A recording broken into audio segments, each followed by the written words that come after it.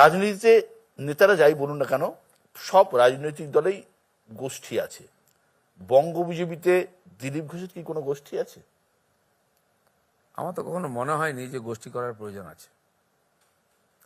এটা ঠিক যে মানুষ বেসিক্যালি ছোট গোষ্ঠী থাকতে ভালোবাসে। এই যে জাত, এই যে ভাষা নিয়ে আন্দোলন, এই জাতি রিজার্ভেশন, আপনি যতই বড়, যারা ন্যাশনাল ইন্টারন্যাশনাল আন্দোলন করছেন না, সেও গিয়ে অন্য জাতির সঙ্গে খায় না, অন্য জাতির বাড়িতে ছেলের বিয়ে দিতে চায় না, বা বিশাল ভিড়ের মধ্যেও 5 জন মিলে গল্প করে, সবাইকে নিয়ে থাকতে পারে না। মানুষের এটা মানসিকতা, সাইকোলজি একটা। তো আমি কখনো কোনো গোষ্ঠী বা এর মধ্যে ভিড়ার চেষ্টা করিনি, গোষ্ঠী করার চেষ্টা করিনি, আর কাউকে বিশেষ সুবিধা দেওয়া বা দূরে রাখার চেষ্টা করিনি। আমি সবাইকে সমান গুরুত্ব দিই।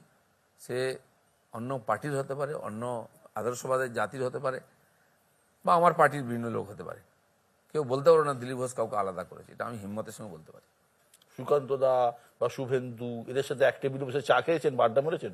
একসঙ্গে খাওয়া দাওয়া করি আমরা, যখন বৈঠক থাকে, মিটিং থাকে, সেটা ভেতরে হয়। এখন কি আছে, কিছু শো করতে হয়। বিদেশের কালচার আপনি জানেন, স্বামী স্ত্রী সবার সামনে জড়িয়ে ধরে এমন অভিনয় করছে যেমন এই দুনিয়াতে আর এর চেয়ে বেশি। তারপরে পেছনে গিয়ে ডিভোর্স পেপার সই করে নিচ্ছে। এই ধরনের রাজনীতি বা এই ধরনের লাইফস্টাইল আমি পছন্দ করি না। আপনার সঙ্গে আমার যতটা বন্ধুত্ব করা তোকে আমি ততটাই করি। 21-এর ভোটের সময় আপনি বলেছিলেন আপনি লাল মাটি, শুভেন্দু বেলে মাটি, পার্টনারশিপটা ভালো জমবে। জমলো কি? দেখা যাক, ভবিষ্যৎ বলবে, এখনো সময় আসেনি। পার্টিতে আমরা সবাই মিলে কাজ করছি একজন কার্যকর্তা হিসাবে। আমি আমার জায়গা, আমার দায়রা ঠিক করে নিয়েছি, তার মধ্যেই কাজ করি। পার্টি যতটা আমাকে দায়িত্ব দিয়েছে। আজকে আমার পার্টিতে যুব নেতৃত্বকে নিয়ে আসা হয়েছে, শুভেন্দু অধিকারী আর সুকান্ত মজুমদার। এরা যুবক, শিক্ষিত, রাজনৈতিক অভিজ্ঞতা একজন একটু বেশি, একজন একটু কম। তো এরা নেতৃত্ব দিচ্ছেন। তা আমাকে পার্টি যখন যে কাজ দিয়েছিল করেছি। আজকে আমি পার্টির সাংগঠনিক দায়িত্বে নেই, এমপি আছি। তাদের এক প্রকার যে টিম নির্ণয় নেয় সেটা আমি মেনে চলি, আমি তাদের সহযোগী হিসাবে আছি। এটাই আমাদের পার্টির নিয়ম। ক্রিকেট টিমে আজকে রোহিত শর্মা আছে, কিন্তু ক্যাপ্টেন সে নয়, পান্ডিয়া ক্যাপ্টেন হয়েছে। বা ক্রিকেট ন্যাশনাল টিমেতে কোহলি খেলে সবচেয়ে ভালো স্কোরার, কিন্তু সে ক্যাপ্টেন নয়। তো পার্টির প্রয়োজনে, সময়ের প্রয়োজনে অনেক পরিবর্তন করতে হয়। আর যে এটা মেনে নিতে পারে সে টিকে। আমার সবকিছু মেনে নেওয়ার মতো মানসিকতা আছে। আবার একটা জিনিস কি জানেন তো দীপদা, খুব ভালো প্লেয়ার ভালো ক্যাপ্টেন হয় না, আবার ক্যাপ্টেন আমার ভালো প্লেয়ার হয় না, এটাও কিন্তু ঠিক। আমার সম্বন্ধে আপনার কি ধারণা? আপনি তো নিজেকে বিরাট কোহলি বলেন। আমরা সংগঠনের একটা কথা বলি, আমাদের সর্বভারতীয় সংগঠন, যাহা কম ওহা হাম। যেখানে কম পড়বে আমি তার জন্য তৈরি আছি। আমি আগেও বলতাম, এখনো বলছি।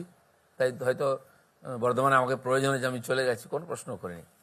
আমাদেরকে RSS শেখানো হতো সেই কাজটা তোমায় করতে হবে যেটা কেউ করতে পারছে না বা করছে না। যদি মোড়া পোড়াতে গিয়ে একটা কাঠের কম পড়ে, তুমি সেই কাঠ হওয়ার জন্য প্রস্তুত থাকো, ওখানে ঢুকে যাওয়ার জন্য। এই মানসিকতা নিয়ে দিলীপ ঘোষ শুরু করেছে, 40 বছর এখনো সেখানেই আছে। খেলার মাঠে যতটা ভালো লাঠি চালান, রাজনীতির মাঠেও কি অতটা ভালো লাঠি চালাতে পারেন? দেখছেন না কেন নড়ছে চারদিকে, লাঠি কাঠি। তো যেটা এখানে তো গলি, কোথাও বলি, তো রাজনীতিতে কথাবার্তার একটা গুরুত্ব থাকে মানুষের কাছে পৌঁছানোর জন্য। আমি যতদিন রাজনীতি করিনি তখন একভাবে কথাবার্তা বলতাম, তো মিডিয়ার সামনে একরকম বলি। আপনার সঙ্গে বাড়িতে বসে চা খাবো, তখন তো আর এরকম কথাবার্তা হবে না। বা সাধারণ মানুষের সঙ্গে, সাধারণ কর্মীদের সঙ্গে, ছোটদের সঙ্গে, বড়দের সঙ্গে কথা বলার স্তর, বিষয় আলাদা হয়। তো সেই জন্য আপনি যদি রাজার অভিনয় করবেন, আপনাকে রাজবেশ পরতে হবে। গামছা পরলে তো রাজার অভিনয় হবে না, মেজাজটাও রাজার হতে হবে।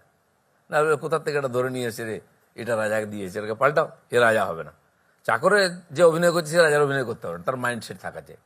তা আমাকে যেদিন বলা হবে রাজনীতি করতে হবে, ঠিক আছে শুরু করলাম। যেদিন বলা হবে প্রেসিডেন্ট হতে হবে, তা আমি আমাকে প্রেসিডেন্ট হিসাবে তৈরি করার চেষ্টা, মনের দিকে, ব্যবহারের দিয়ে, কথাবার্তা দিয়ে। কিন্তু জীবন পদ্ধতি আমি পাল্টাইনি।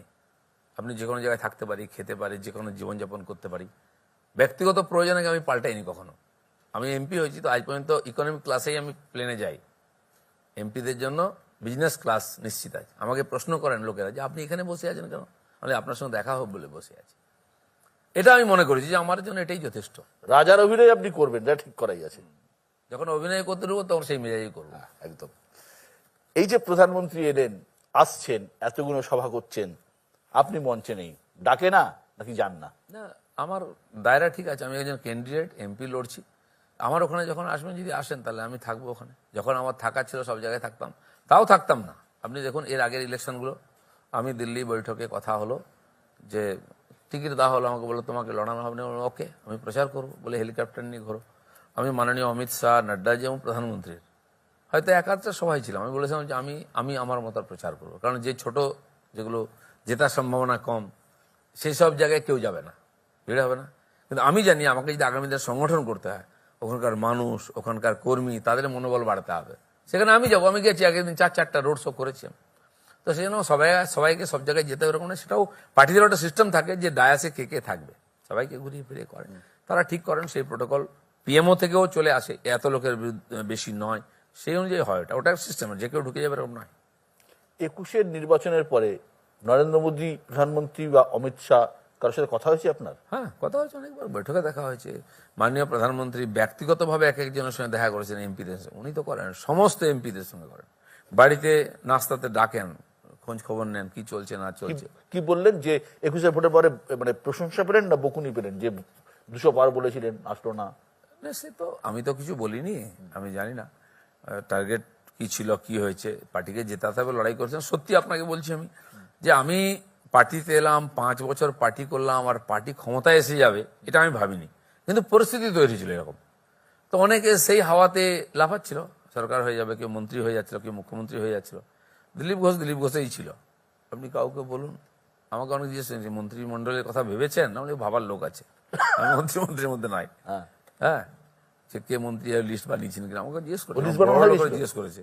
আমি দেখুন ওই কাজটা আমার নাই, আমার পার্টিকে জেতাবার কথা, আমি লড়ে দিয়েছি। এখন জিতলে মন্ত্রী হবে, নাহলে আবার যেখানে ছিলাম সেখানে থাকবো।